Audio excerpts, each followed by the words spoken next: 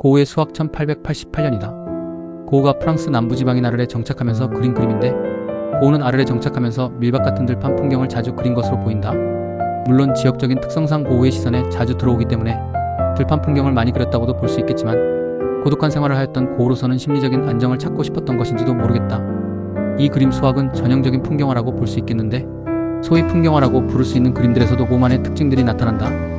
먼저 그림의 구도를 보면 전체적으로 수평적인 구도를 보인다.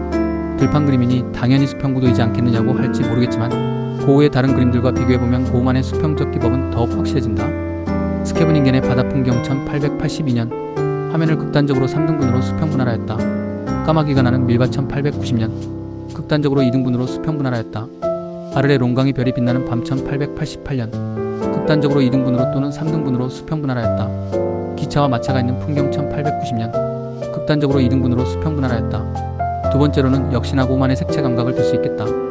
이 부분은 다른 영상 협족도가 있는 정물을 참고하시기 바란다.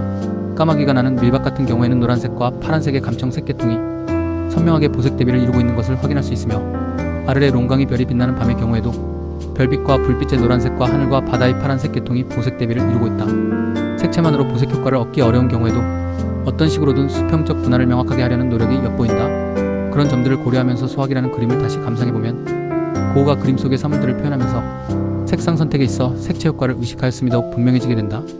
얼핏 보면 단순히 아름다운 풍경이라고만 생각되어지던 그림이지만, 사실은 그림 속의 사물들 하나하나가 저마다 자기만의 역할을 주장하고 있는 것이다.